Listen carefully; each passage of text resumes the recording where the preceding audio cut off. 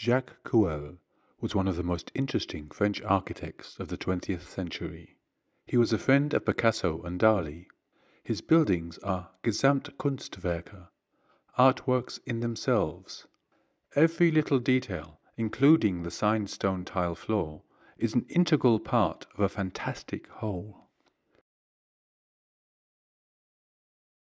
The most striking part inside this building is a huge painting by the Belgian artist Gustave Signet.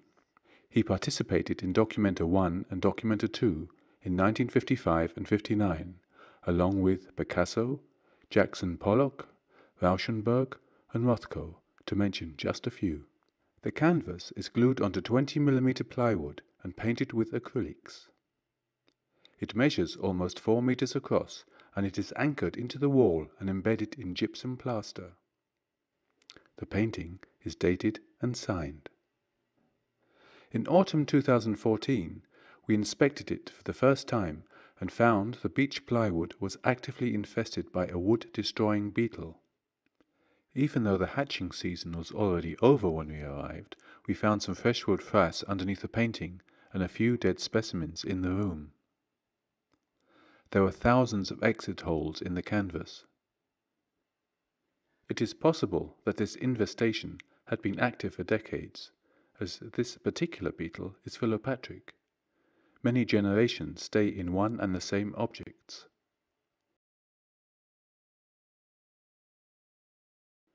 This can result in total destruction if no action is taken to kill the insects.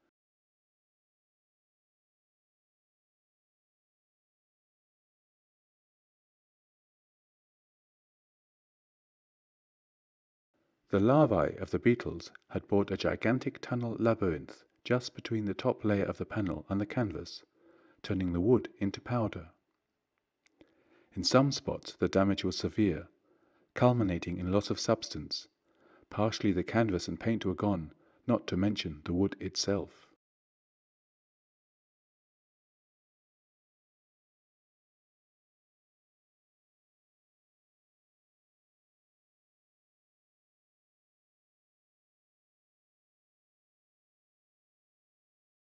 We had hoped to be able to pick from a number of options of how to deal with the painting.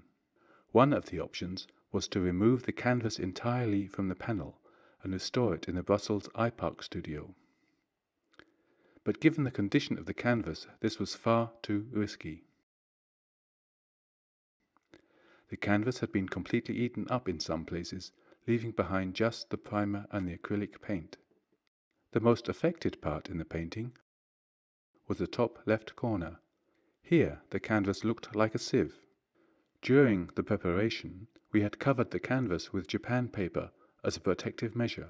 It just so happened that the beetles started exiting the object when we started working on it. Thanks to the Japan paper, we could tell which holes were new and which were old. This is, by the way, a common method of monitoring suspected or real insect activity. Before the treatment, we counted 10 to 17 new holes per day. The highlighted areas show where exit holes were particularly numerous. The whole painting is made up of 3 individual boards, joined by tongue and groove.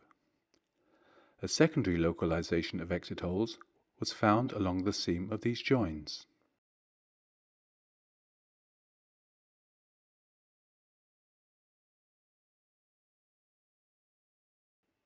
With the right light, you can actually see the imprint of the seams in the canvas. The painting is held in place by several steel brackets and a row of reinforcing nails which grip into the plaster.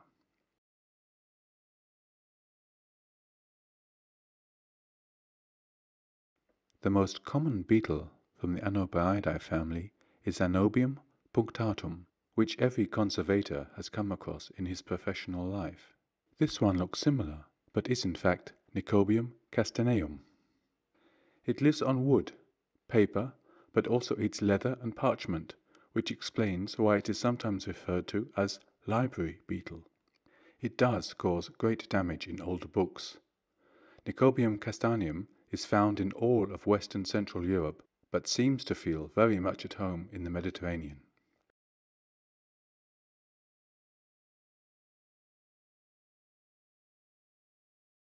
This is a true classic, the proverbial Chapter 1, Page 1, Paragraph 1 in any IPM standard book. Decorative firewood sharing a room with art. Firewood is often infested, and it should be used appropriately. Burn it, and burn it fast. As if to confirm the risk we just described, we actually found a so-called cross-infestation in an artwork. It is one thing to have beetle larvae in firewood, but it is an entirely different story if the destructive insects find their way into pieces of art. In this case, the damage wasn't severe, but it could well have turned out just as bad as in the Sinjay painting.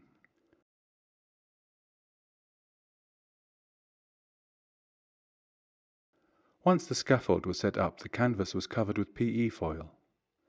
As the painting was embedded in plaster, with the plaster overlapping the edges, we needed a template to be able to always know the exact shape and position. Japan paper was attached as a protective layer, and the plaster next to the painting edges was chipped away.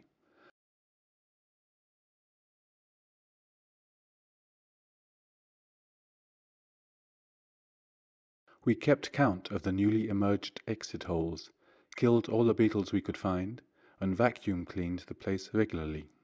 3 factors: the hatching beetles from the painting, the firewood, and the cross-infested Rothschild, led to our decision that all wooden objects in the building should be treated preventively, now that we and the machinery were there anyway. We shall see more about the preventive treatments later on.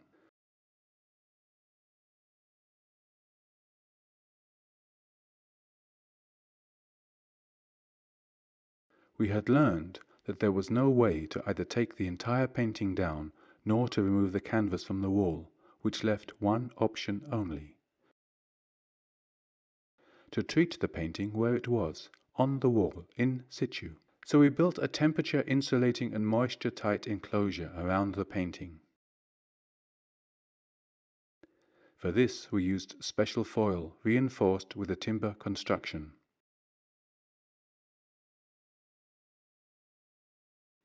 The tent is based on the concept of a regular thermolignum climatic chamber with the same sensor infrastructure. 4 room temperature sensors, a core temperature sensor, and a sensor to measure the relative humidity.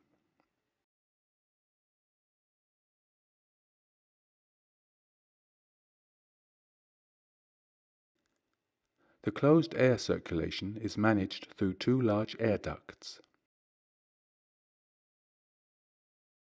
The tent must be hermetically sealed to avoid the formation of condensation.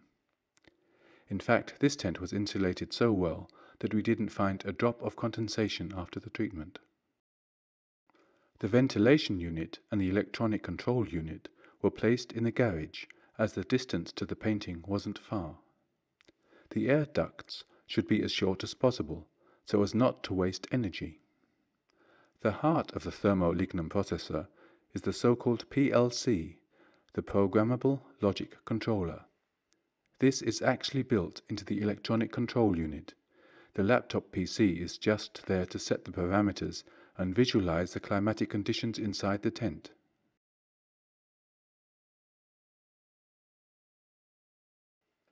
Except for the airflow noise, the treatment itself is rather unspectacular from the outside. But there's a lot happening on the inside. The Nicobium beetles and larvae and eggs are killed. The parameters for each treatment must be set individually. In this case, the relative humidity was set to 50%, and the maximum room temperature was around 55 degrees centigrade. The 55 degrees centigrade were maintained for an hour only.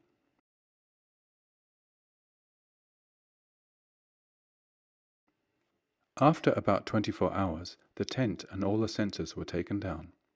And yes, we did find some dead Nicobium specimens, which had exited and dropped to the floor during the treatment. Obviously, we monitored the painting even more thoroughly during the following days. No more holes emerged. The treatment had been successful. The Japan paper was removed, and the painting surface was cleaned with demineralized water. A lot of dust and grime had collected over the decades. The loose or broken parts in the canvas were glued with BEVA film and reinforced with non-woven polyester fabric when necessary. Using the template, the gypsum around the edge was replastered. Great care was taken to model the plaster according to the original appearance.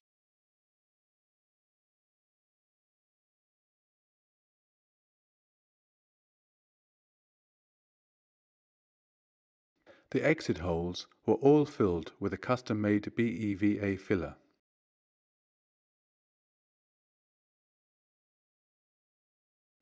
The new plaster was painted with matte white acrylic paint.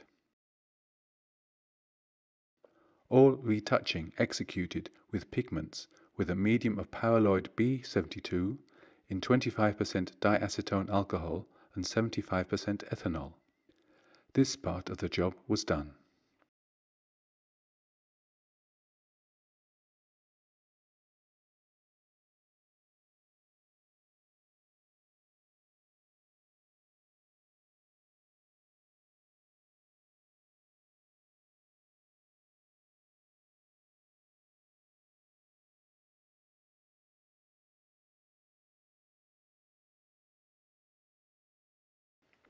We had decided earlier that all objects in the house prone to insect attack should be treated preventatively.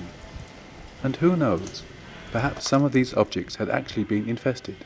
The trouble is that you often can't see from the outside if there is an infestation or not. So we built a second tent in which we treated all furniture and other wooden objects. Some of the furniture were upholstered. The thermolignum method was actually developed 30 years ago, with a focus on antique furniture. By now, it is used to treat almost any organic material in collections and museums, be they wood, textile, paper, leather, polychromatic objects or paintings. The work by Judith Rothschild was treated separately, as the maximum diameter was only around 12 millimeters, so this treatment was quick and the exposure to elevated temperature was very short.